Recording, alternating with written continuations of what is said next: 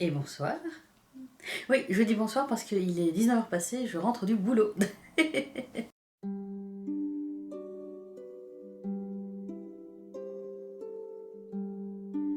Vous l'avez vu dans le titre, on va parler rentrée littéraire, on va également parler d'horreur et de webtoon. Ne faites pas gaffe au bruit des croquettes, c'est Maya qui mange. On commence avec la rentrée littéraire. J'en ai lu quelques-uns de la rentrée littéraire et je n'ai eu que 2 coups de cœur. Et ce sont ceux que je vais vous présenter.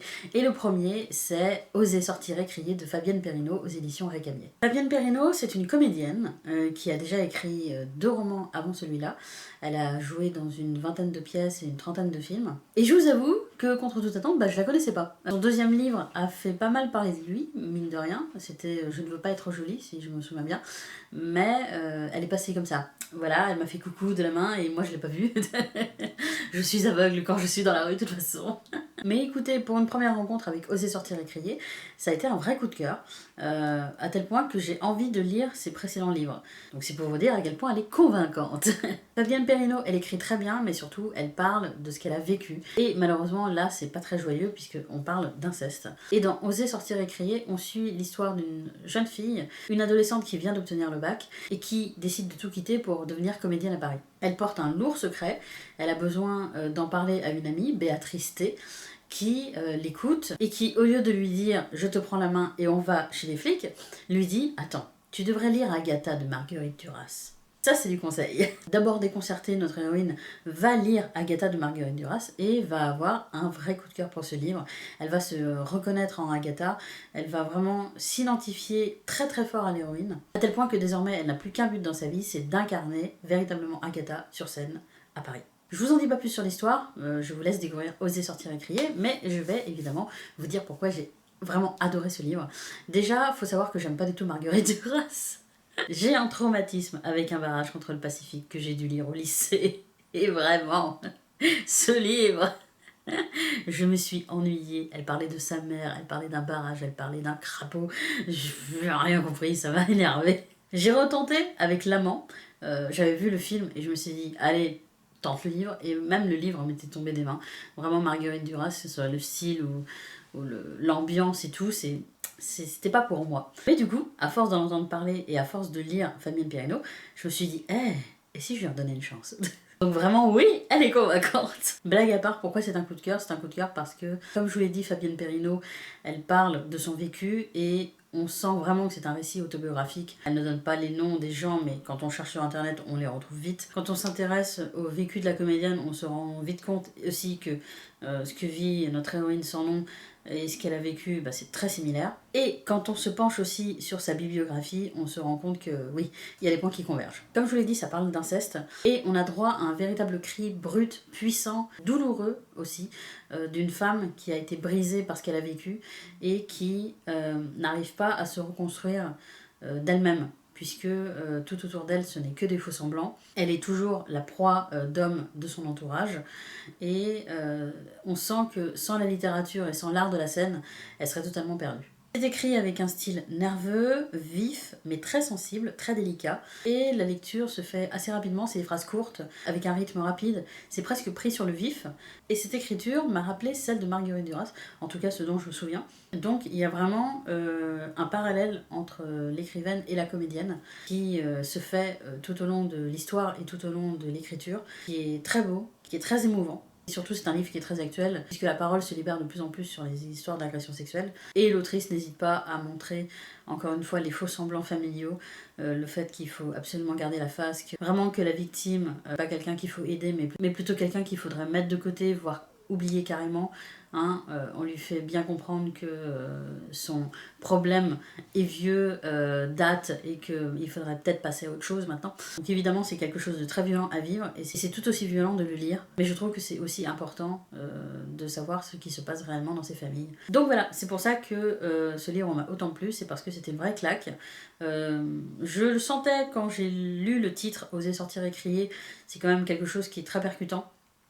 Et j'ai senti que ça allait me plaire, mais je pensais pas que ça me plairait autant. Et vraiment, je ne peux que vous le conseiller. Deuxième livre de la rentrée littéraire, deuxième coup de cœur, et cette fois, ambiance différente, ambiance glauque, ambiance gothique, avec À l'ombre de Winnicott, de Christian Niemek et Ludovic Manchette aux éditions Cherche Midi. Je fais tellement peu de vidéos que je me souviens pas si je vous en ai parlé, mais l'année dernière, en été, je n'ai lu qu'un seul livre et il était signé Christian Niemek et Ludovic Manchette. C'était America, un road trip initiatique au cœur des États-Unis durant les années 60 ou 70, je suis plus trop sûre, mais c'était vraiment un tout petit livre.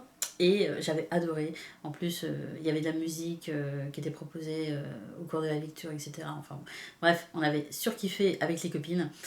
Et quand j'ai su qu'il sortait un 3e livre, puisque c'est leur 3e roman, j'étais là, comment, mais quoi, mais poussez-vous, je passe. Et là, une pavasse de 500 pages. Donc j'ai voulu reculer, de peur de ne pas lire ce livre, mais ce duo d'auteurs m'a dit, non, mais t'inquiète pas, ça va bien se passer. Donc je me suis rapprochée, comme là, et j'ai dit, ok, je m'en occupe. Et vraiment, ça a été un bonheur de lecture. Alors ça a été difficile, parce que ma concentration est toujours à chier. Si vous avez des tutos de concentration, je suis preneuse. Mais plus sérieusement, ces 500 pages, elles ont filé comme ça d'une traite, une fois que j'ai réussi à me concentrer sur ma liseuse. Et je dois bien admettre qu'à la fin, j'étais triste de quitter ces personnages, de quitter Winnicott Hall, le manoir, et j'étais heureuse, mais j'étais triste, mais j'étais heureuse. Donc voilà quoi. À l'ombre de Winnicott raconte l'histoire de Viviane Lombard, une Française enseignante, préceptrice plutôt, qui est revêche, qui n'a qu'une envie, c'est de sauter sous un train, qui est pleine de joie de vivre, comme vous le pouvez le sentir. On est en 1934 en Angleterre, elle arrive à Winnicott Hall, le manoir d'Archibald et Lucille Montgomery, pour enseigner à leur fils George. Alors George est adorable, j'adore George. George a de l'humour, George est curieux, George est intelligent et il a de la répartie. Mais George a un problème, il est aveugle et à cause de ça, il est surprotégé par ses parents, surtout sa mère. Il s'inquiète de tout. Donc George ne connaît pas grand-chose de la vie en dehors du manoir où il vient d'arriver. Il est un peu perdu. Mais coup de bol, il s'entend à merveille avec Viviane, qui, elle, a déjà enseigné à des enfants aveugles et craignait que ce soit encore un enfant paresseux, ce qui n'est pas du tout le cas. Il s'envoie des pics comme ça, là, c'est génial, c'est tendre. Donc tout pourrait se passer dans le meilleur des mondes, au manoir Winnicott Hall, mais justement dans ce manoir, il se passe des choses étranges et Viviane sent qu'il y a vraiment quelque chose qui cloche. Déjà, sa prédécesseur est partie du jour au lendemain sans une explication, et quand elle pose des questions, on lui dit « Pourquoi tu poses des questions en fait ?» Ensuite, George a tendance à parler tout seul quand il joue dans sa chambre, tout seul. Et enfin, il y a des ombres qui rôdent dans les couloirs la nuit, et pas que la nuit, et il n'y a pas que Viviane qui les voit, mais en même temps, on va tous faire comme si s'était rien passé, comme ça, il n'y a pas de problème, non, pas de problème, que des solutions. Vous l'avez compris, Winnicott Hall serait hanté. Ce n'est pas qu'une rumeur, on le découvre vite au fil des premières pages, les fantômes sont bien là, et ont clairement envie de faire suer le monde. Là encore, je m'arrête, je vous en dis pas plus, mais 500 pages de bonheur. Vraiment, j'ai adoré du début jusqu'à la fin. C'est drôle, c'est touchant, c'est émouvant, c'est sensible, c'est drôle. Ça fait un peu peur. Bon, alors, on n'est pas au niveau d'un Conjuring, je vous rassure, parce que moi, le niveau de Conjuring, je ne l'ai pas. Mais ça passe mieux en livre qu'en vidéo, j'ai l'impression. Mais il y a comme ça, il y a 2-3 scènes où j'étais là... heureusement que je lis pas ça avant de me coucher. Ce que j'adore avec Christian Niemek et Ludovic Manchette, c'est qu'ils se challengent au fil de leurs livres. Leur premier livre, c'était un roman policier. Leur deuxième livre, c'était un roman, un road trip initiatique. Et leur troisième livre, c'est un livre gothique. Et on retrouve tout ce qu'on aime dans les livres gothiques. Le manoir glauque, immense, avec plein de pièces que tu sais pas où elles sont, mais que tu sais qu'il y a quelque chose dedans. Le brouillard qui t'empêche de voir à 5 mètres devant toi, les corbeaux, etc. Les mystères, évidemment, de famille, les mystères dans le manoir, mais les mystères aussi entre les gens. Et en parlant de gens, les personnages, qu'ils soient principaux ou secondaires, sont tous... très attachant déjà, hilarant, mais surtout très haut en couleur. Je sais pas si ça se dit, mais en tout cas c'est comme ça que je le ressens. C'est que il n'y en a pas un qui évince l'autre, vraiment. Tu les prends tous ou tu ne les prends pas. Mais si tu les prends, ils sont dans ton cœur et même quand ils sont énervants, parce qu'ils ont leur caractère propre à chacun, eh bien, tu peux pas t'empêcher de les trouver attachants et de sympathiser avec eux. En fait, c'est une famille, tu rencontres une famille, même si évidemment il y a les nobles d'un côté et les domestiques de l'autre, mais c'est comme dans Downton Abbey. Tu peux pas t'empêcher de t'attacher au personnage et te dire ah ouais, ok, ça c'est mon pote, vas-y, raconte-moi, je m'installe, vas-y, raconte-moi ta vie et tes problèmes. Et en parlant de série, ce roman m'a beaucoup fait penser à The Haunting of Hill House, ma série préférée Netflix. Et évidemment, là je parle plus du décor, ça m'a beaucoup fait penser au manoir de The Haunting of Bly Manor. Et quelle série! Elle me fait pleurer chaque fois que je la regarde. Je voulais juste dire un dernier mot sur l'écriture. Alors l'écriture n'est pas ultra littéraire, ultra recherchée, etc. On est plus sur du vif, on est plus sur de l'action, on est plus sur du contemporain. Mais c'est bien écrit au niveau des dialogues, puisque les auteurs traduisent des dialogues américains en français. Ils sont experts, on le sent, et les dialogues sont à la fois drôles, à la fois percutants, à la fois péchus, et vraiment j'ai adoré du début jusqu'à la fin, et je repense encore à des pics que se lancent Viviane et Georges, et c'est vraiment très très drôle. Donc celui-là aussi, je ne peux que vous le conseiller, donc allez-y, parce que vraiment c'est la lecture idéale pour octobre. Vous le prenez avec un petit plaid, avec un petit thé, un chocolat chaud, des fausses flammes sur la télé, et vraiment c'est parfait, c'est l'ambiance idéale. Surtout que demain on est dimanche, il pleut à verse, ça aurait été top. Oui, j'aime la pluie. C'était tout pour les romans, maintenant on va passer au webtoon, parce que oui, je continue à lire des webtoons. Je ne m'arrête plus, je n'ai plus d'argent, stoppez-moi. Les webtoons fin septembre, début octobre, j'en ai lu beaucoup pour rattraper mon retard pour le boulot, mais j'en ai lu aussi pour le plaisir, et quel plaisir de retrouver le tome 2 de la nouvelle chef de clan. Alors oui, je vous présente le tome 2, le tome 1, cherchez sur Livre Addict. Booktube en carton, le retour. Il s'agit de la nouvelle chef de clan. Alors oui, je lis parce que là, c'est un peu compliqué. Tiré de l'histoire originale de Kim Roa, scénarisé par Mon et dessiné par Ant Studio. Et publié aux éditions Cotoon. On les aime, on les adore. Merci Cotoon. J'ai payé ce livre, mais je les remercie tous les jours de le sortir. La nouvelle chef de clan, c'est un webtoon. Alors je dirais pas que c'est de la romantasy, même si on est plus dans l'univers imaginaire qu'autre chose, mais c'est plus de l'historique, même si évidemment il y a de la romance, parce que voilà, il faut un peu de piment dans la vie, mais vous allez vite comprendre pourquoi je vous dis que c'est plus de l'historique qu'autre chose. Firentia, comme son nom l'indique, est issue de la famille des Lombardie, une grande famille noble dans le royaume, qui achète, qui revend, qui crée des sociétés, qui gagnent de l'argent, qui sont des mécènes pour des artistes, etc. Enfin bref, ce sont des touche-à-tout qui réussissent partout où ils vont. Mais Firendia a un problème, c'est que si son père était un Lombardie, sa mère n'était pas de la famille, n'était pas du clan, et je ne sais plus trop, mais je crois qu'elle était de basse extraction.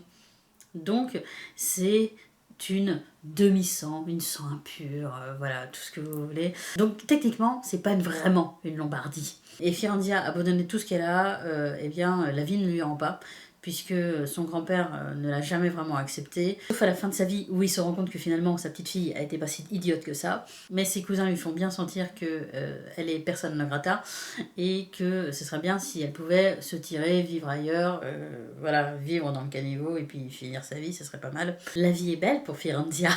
Et la vie se termine malheureusement assez vite, puisqu'elle meurt, je crois, écrasée par un cheval. Donc vraiment, rien n'allait dans son existence.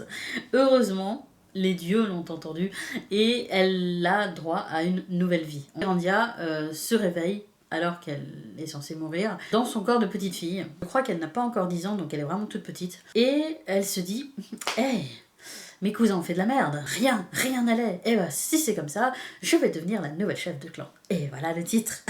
Et c'est armé des expériences de son passé et de son intellect qui est plutôt poussé pour une petite fille, que Firentia va tout faire pour devenir une vraie Lombardie et pour briller aux yeux de son grand-père et du reste de sa famille. Je ne vous en dis pas plus, je m'arrête là, mais là on en est au tome 2, et sachant qu'il y a déjà 2 saisons, je ne sais pas combien de tomes il va y avoir, mais ça va être long, mais c'est vraiment pépite, parce que déjà c'est magnifique. On le voit déjà à la couverture, mais la nouvelle chef de clan fait partie de mes webtoons préférés au niveau graphisme.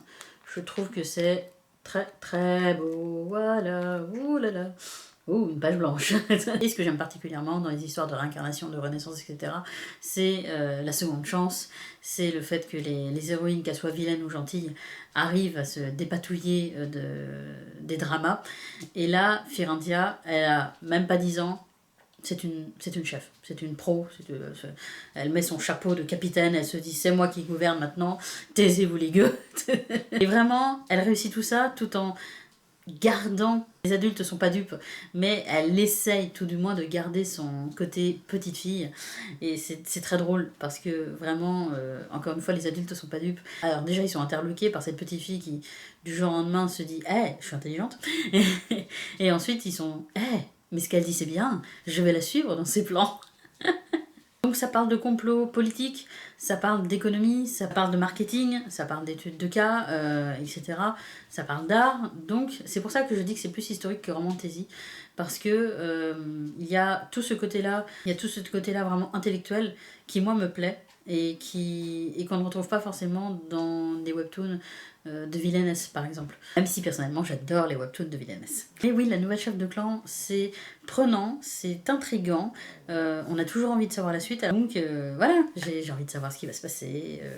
Il y a des histoires de princes, il y a des histoires de médecins, c'est palpitant. Donc oui, c'est un gros oui pour la nouvelle chef de clan, et je ne peux que vous conseiller de découvrir ce webtoon et de plonger dans l'histoire de Firandia avec moi. Voilà, si vous avez craqué, n'hésitez pas à me le dire en commentaire, je serai heureuse.